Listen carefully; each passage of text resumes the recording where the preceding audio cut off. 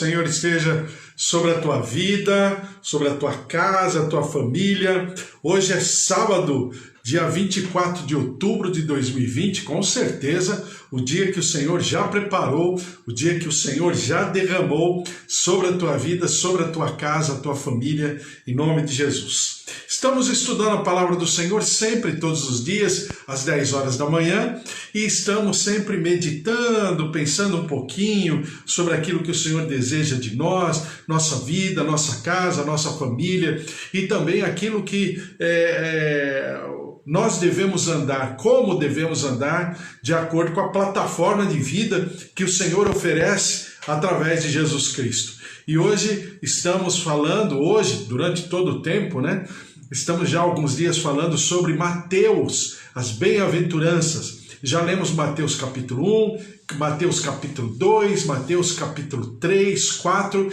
e agora em Mateus capítulo 5, na maior pregação de todos os tempos, na maior preleção de todos os tempos, Jesus Cristo ensinando, o sumo sacerdote, sumo mestre, sumo apóstolo, sumo profeta, ou seja, Jesus Cristo nos ensinando o que significa viver no seu reino.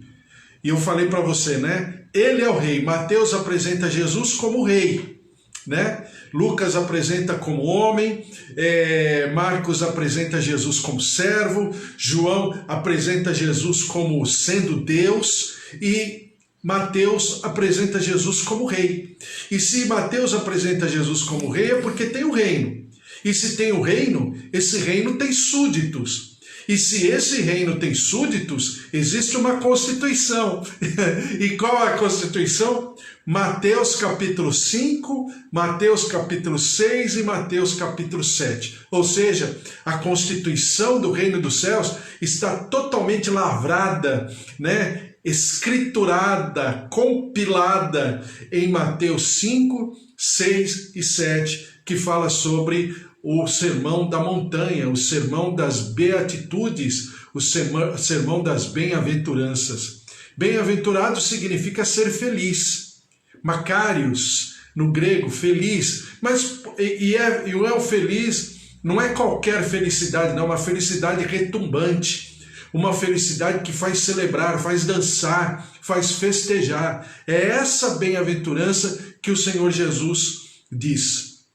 A gente já viu, eu já falei, você pode entrar lá no meu canal do YouTube, tem tudo certinho, Mateus capítulo 1, Mateus capítulo 2, cada versículo, e a gente já percebeu e já viu de que o contexto histórico, religioso da época, social, comunitário da época, era, vamos chamar assim, era muito diferente daquilo que o Senhor veio instaurar.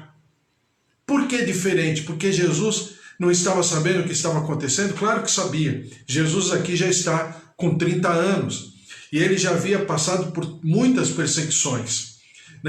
Perseguição porque ele era tido como um filho bastardo, porque aos olhos humanos Maria teria tido Jesus fora do casamento.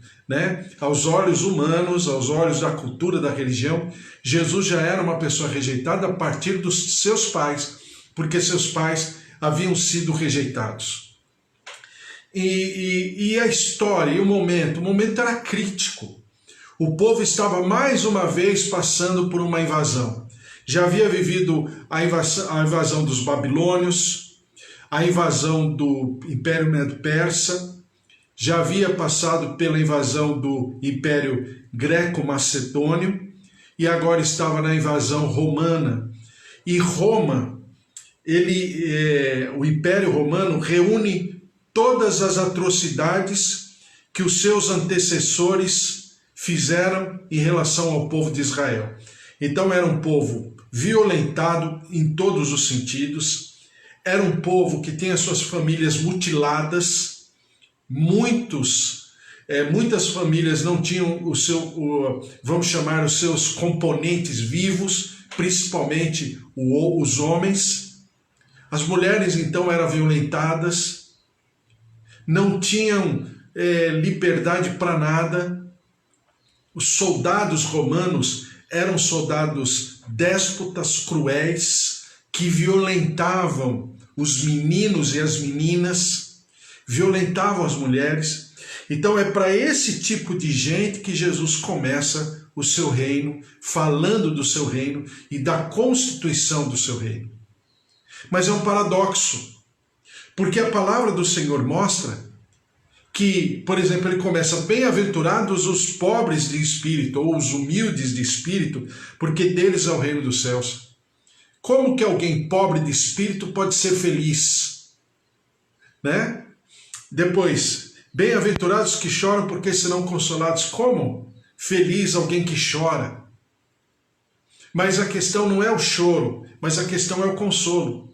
Feliz porque, em outras palavras, feliz é aquele que encontra consolo no Senhor, que chora pela sua vida, pela sua angústia, pela sua aflição, mas no Senhor encontra consolo. Tá me entendendo?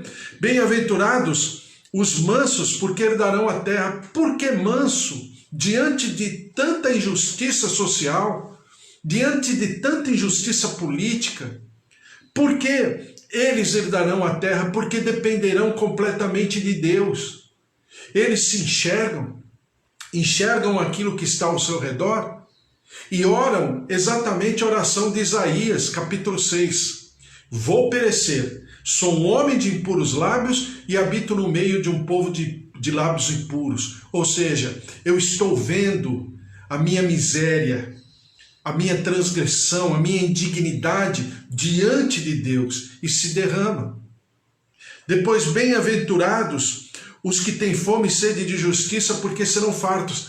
Incrível, porque Jesus não fala assim: bem-aventurados os que têm fome e sede de justiça, porque o Senhor vai resolver o problema da injustiça. Não, porque serão fartos. Fartos de quem? Da própria justiça, da palavra de Deus, da presença de Deus, dessa própria constituição que Jesus está inaugurando nesse momento.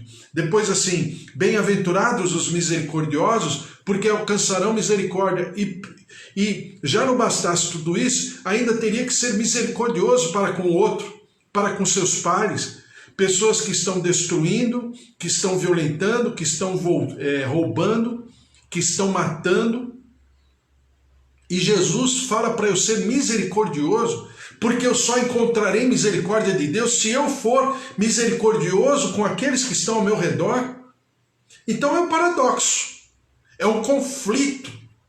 E Jesus traz um conflito muito grande nesse sentido, porque o povo esperava um reino, o povo esperava um libertador, um salvador da pátria. Aliás, como sempre toda humanidade precisa, né?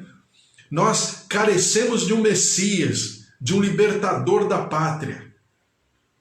Até os dias de hoje é a mesma coisa. Mas o Senhor fala: bem-aventurados os misericordiosos, porque alcançarão misericórdia. Por quê? Porque na minha capacidade de reconciliação, na minha constituição em ter palavras de reconciliação, eu terei do Senhor toda uma condição para ser, restaurado, para ser reconstruído na minha vida, no meu interior, no meu coração, nos meus sentimentos, a despeito daquilo que estará acontecendo ao meu redor. Bem-aventurados os limpos de coração, porque verão a Deus.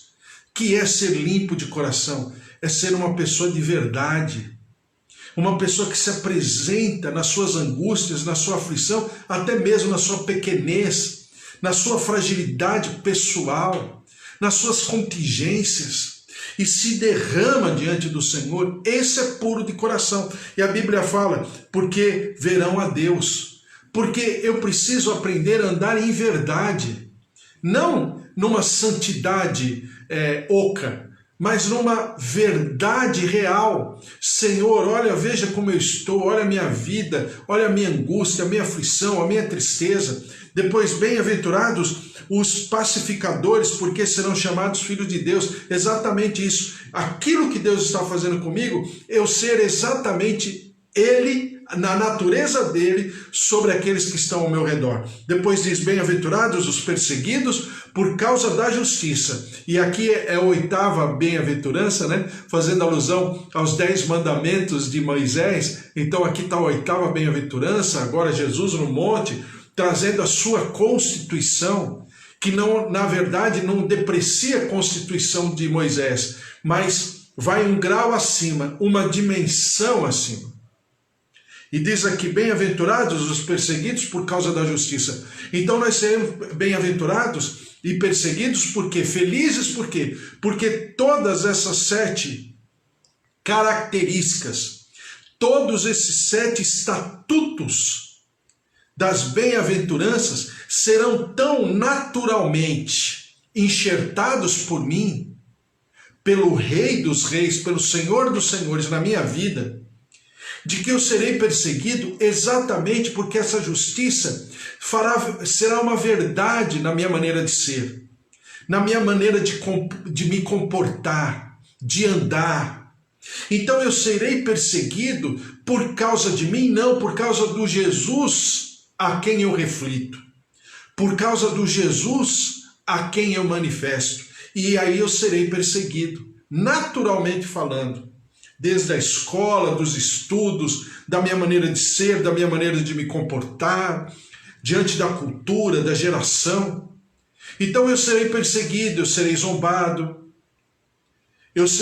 farão chacota de mim, farão piadinha. Por quê? Porque isso faz parte.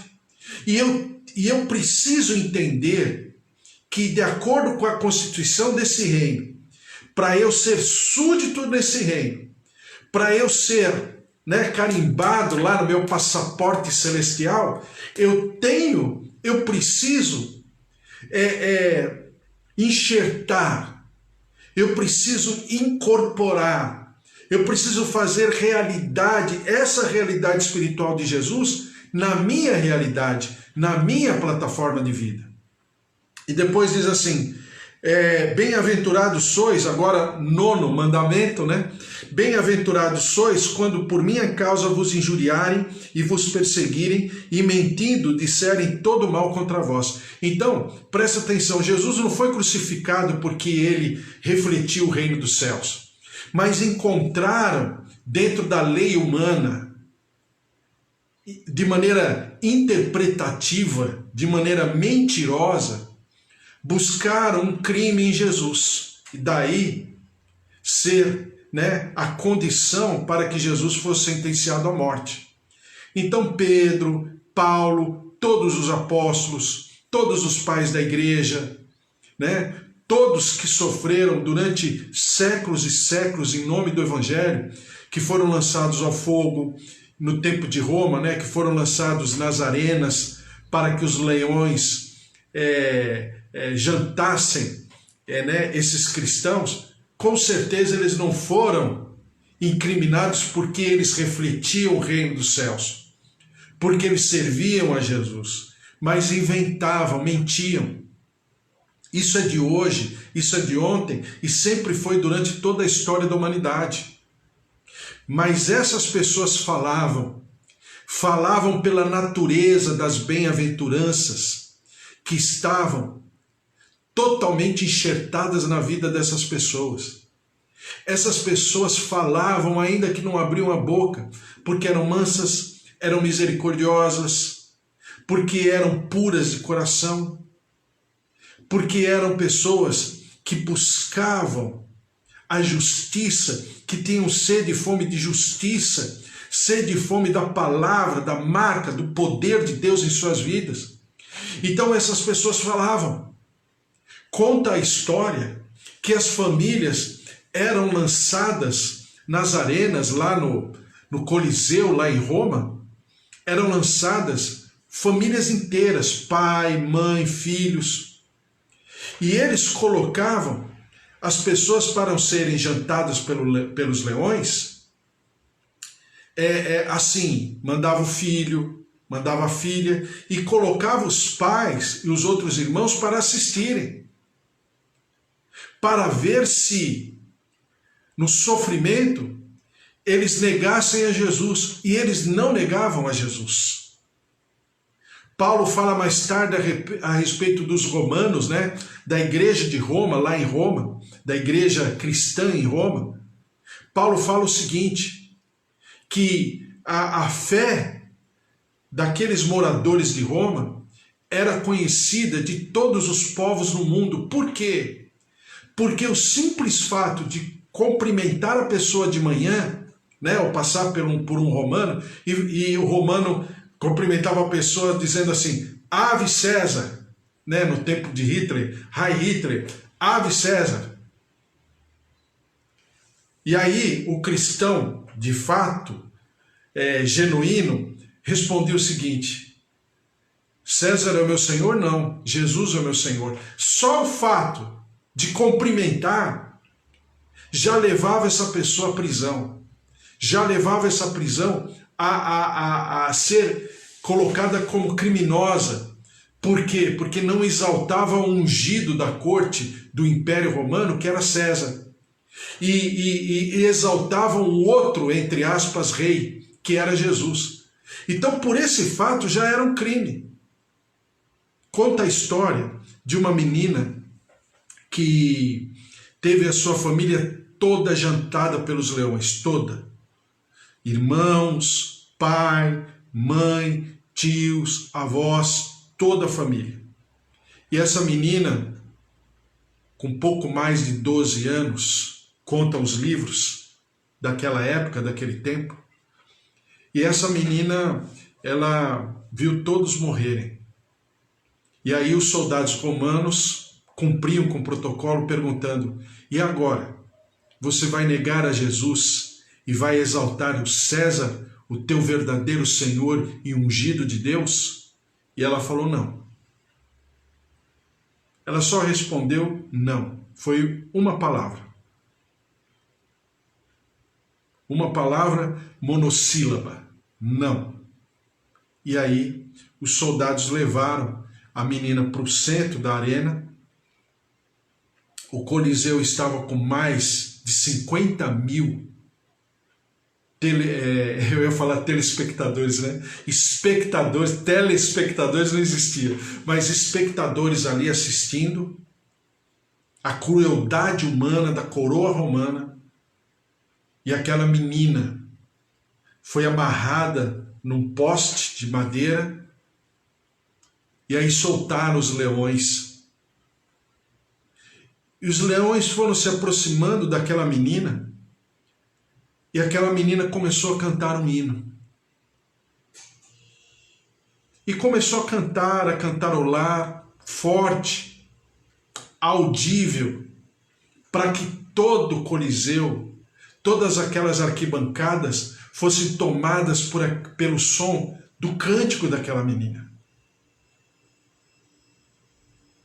E aquela menina cantou todo o hino que ela tinha no coração dela para cantar, exaltando a Deus, e depois que ela terminou de cantar, os leões jantaram ela. E se estraçalharam aquela menina de pouco mais de 12 anos. Só que contam da história dos historiadores, está lá nos livros, né, da Biblioteca Católica e tudo, que o cântico dessa menina ficou ecoando no ouvido daquelas mais de 50 mil pessoas. E aquelas pessoas saíram daquele Coliseu batendo no peito e chorando, muitos deles aos soluços. Por que eles choravam? Porque o cântico daquela menina não conseguia mais sair do ouvido daquelas pessoas.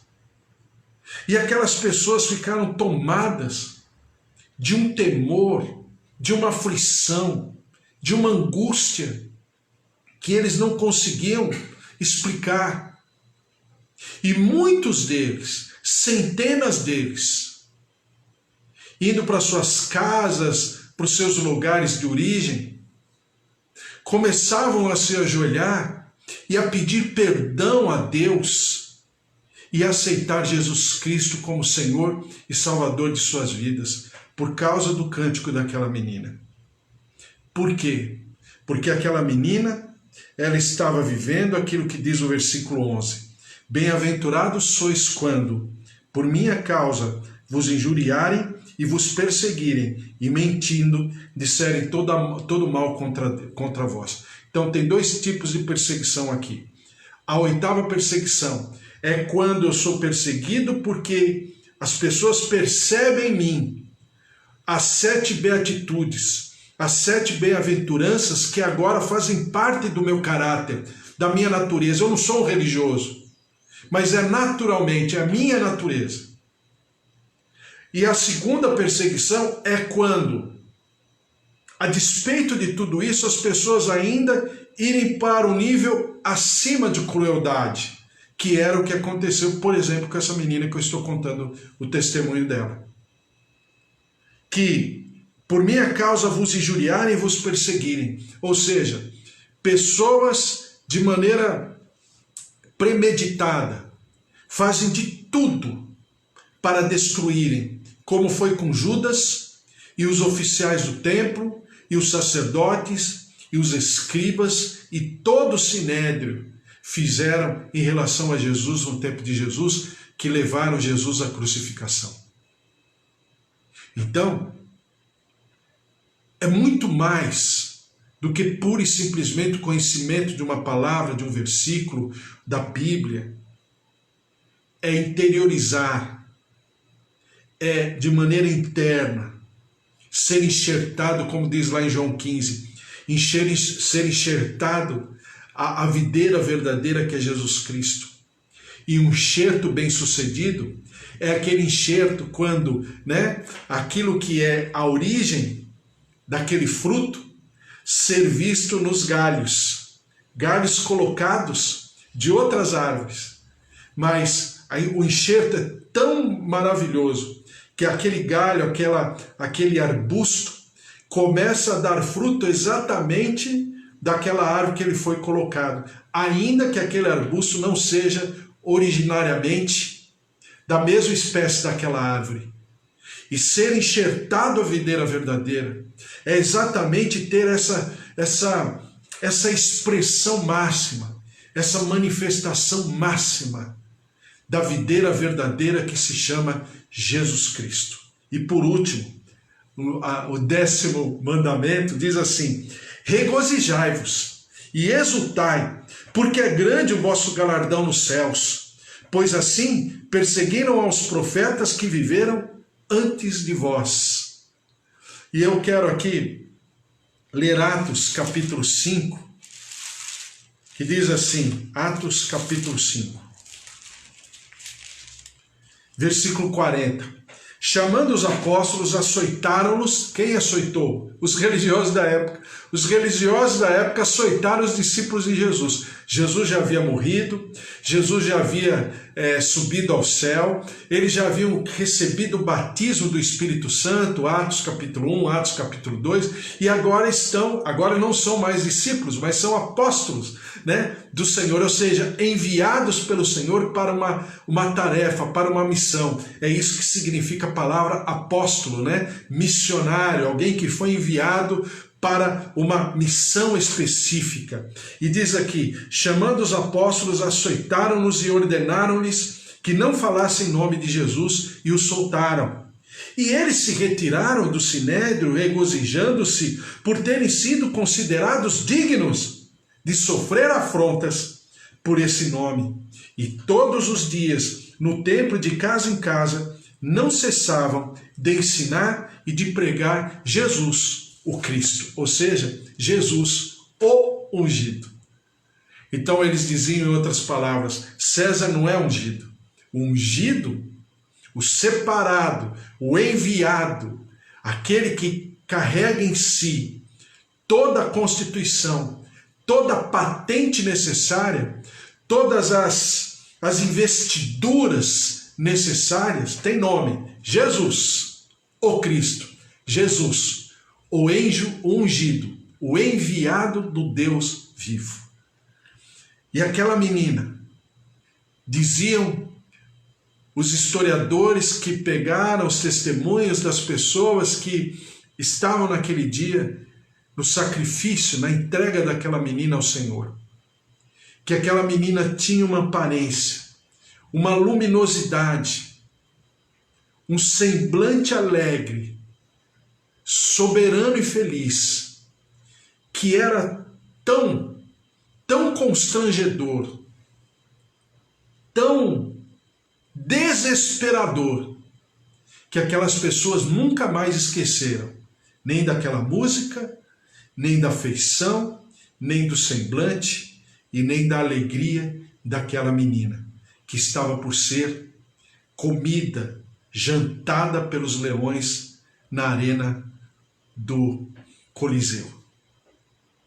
Essa menina, Jesus Cristo, sofreram e se entregaram e se sacrificaram no seu próprio sangue e se ofereceram como oferta para que nós hoje pudéssemos ser chamados bem-aventurados, né?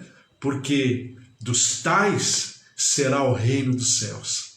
E nós somos felizes porque sabemos e carregamos de maneira contagiada, de maneira alegre e feliz, que Jesus é o nosso Senhor e Jesus é o nosso Salvador, né? E terminando aqui, Hebreus capítulo 11 diz assim: os quais por meio da fé subjugaram reinos, praticaram a justiça, obtiveram promessas, fecharam a boca de leões, extinguiram a violência do fogo, escaparam ao fio da espada, da fraqueza tiraram força, fizeram-se poderosos em guerra, puseram em fuga exércitos de estrangeiros. Mulheres receberam pela ressurreição seus mortos, alguns foram torturados, não aceitando seu resgate para obterem superior ressurreição. Outros, por sua vez, passaram pela prova de escárnios, açoites, sim, algemas e prisões. Foram apedrejados, provados, cerrados pelo meio, mortos ao fio da espada, andaram peregrinos, vestidos de peles de ovelhas e de cabras, necessitados, afligidos, maltratados, homens dos quais o mundo não era digno. E é isso. Assim que deve ser a nossa natureza. Assim que nós devemos buscar insistentemente, desesperadamente, por essa natureza das bem-aventuranças, da Constituição estabelecida, lavrada, autenticada, reconhecida firma pelo sangue do Cordeiro de Deus. Exatamente, para que nós não sejamos dignos também desse mundo, mas que vivamos na plenitude da glória e da presença do Senhor em todos os nossos afazeres. Você no teu trabalho, no teu dia a dia, aonde você estiver, porque bem-aventurados serão aqueles que viverem toda essa Constituição, a flor da pele, porque dos tais será o reino dos céus. Amém? Vamos orar, glória a Deus, vamos colocar diante do Senhor nossa casa, nossa família, os nossos queridos, em nome de Jesus, porque o Senhor é Deus, a Ele todo louvor, toda honra e toda glória, em nome de Jesus. Vamos orar. Bruno, Deus abençoe, o Senhor esteja sobre a tua vida, Bispo Antônio, Amanda, um beijo para você, Amanda, Eva, Valtir, Deus abençoe, minha tia Alzira, minha tia Rosália, minha tia Júlia, estamos orando aí pelo Alexandre, pela cura, pela saúde de todos, o Senhor esteja sobre a tua vida, tua casa, tua família, em nome de Jesus. Senhor Deus de maravilhas, que nós possamos expressar, externar a flor da nossa pele, todas essas condições que não vêm de uma disciplina, que não vêm de uma vontade pessoal, mas vêm do Senhor, convencidos, impregnados, ó Deus, através do Teu Santo Espírito, derrama-te, perdoa-nos no nosso pecado, na nossa transgressão, na nossa iniquidade, perdoa-nos na nossa pequenez, e que nós vivamos, ó Deus, intensamente, essa cidadania celestial em tudo que fizermos. Derrama-te sobre a nossa casa, a nossa família, nossos queridos, avós, idosos, tios, Ó Senhor, mãe, pai, marido, esposa, filhos, netos, sobrinhos, derrama-te, marca-nos com esse mover, com essa plenitude, com essa palavra eterna, e nós te daremos sempre todo louvor, toda honra e toda glória, e que nossa sociedade, o nosso país, seja impregnado por esse poder de vida, por esse poder de ressurreição. O Senhor te cure, o Senhor te restaure, o Senhor te visite no físico, no organismo, na mente, nos sentimentos, trazendo libertação, cura, saúde, e nós daremos ao Senhor sempre todo louvor, toda honra e toda glória em nome de Jesus. Amém. Amém? Glória a Deus, o Senhor te abençoe. Amanhã tem mais, a partir das 10 horas. Que o Senhor esteja sobre a tua vida. Que o amor de Deus Pai, a vida vitoriosa em Jesus Cristo e as consolações do Espírito Santo da promessa estejam sobre a tua vida, a tua casa, a tua família, e que ninguém te possa resistir, porque você carrega o amor do Deus vivo. Porque se Deus é por nós, quem será contra nós? O Senhor é o nosso pastor e de nada nós teremos falta, em nome de Jesus. Amém. Deus abençoe. Um beijo. Até amanhã.